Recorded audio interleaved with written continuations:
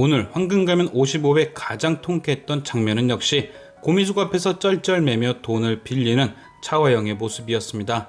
예상대로 강동화의 계획은 SA그룹이 투자금을 믿고 사업을 확장했을 때 빌미를 만들어 투자금을 몽땅 회수하고 차화영을 공지로 몰아 그녀가 고미숙에게 손을 벌리도록 유도하는 거였죠. 그렇게 한 후 고미숙은 투자금을 빌미로 SA그룹의 지분을 확보하는 것이고요. 이후 어느 정도의 지분이 확보되면 회사를 다시 한번 위기로 몰아넣어 차화영에 대한 퇴진을 진행하고 차순위 최대 주주로서 고미숙 혹은 고미숙이 원하는 사람을 회장에 앉힌다. 결국 오늘 고미숙이 돈을 빌려주면서 강동화의 비위를 맞추라고 말한 것도 이 계획을 위해서입니다. 조금 더 앉아있게 한 뒤 제대로 망하게 하려는 것. 그러니까 오늘 엔딩에 차화영이 유수연을 불러 유대성을 죽게 만든 범인의 증거를 줄 테니 강동화를 설득해 달라고 했던 조건은 사실 유수연과 고미숙이 원하는 일이었던 거죠. 차화영은 두 사람이 한편인 줄 모르고 있으니 그걸 조건이라고 내건 것이고요.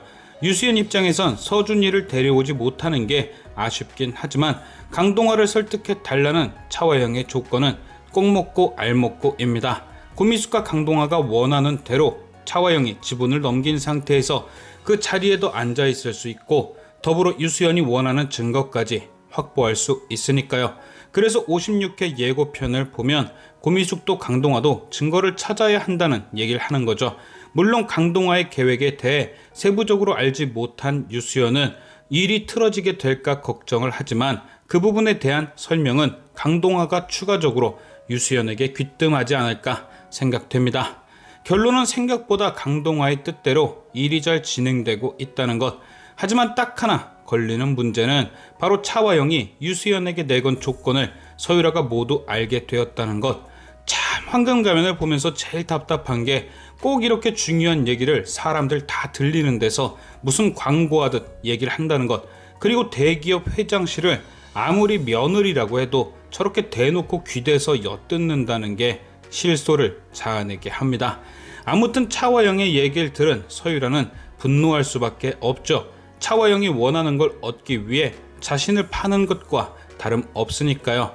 그래서 서유라는 역시나 따로 빼놨던 유대성의 녹취 파일을 차화영에게 공개합니다. 차화영은 깜짝 놀랄 수밖에 없죠.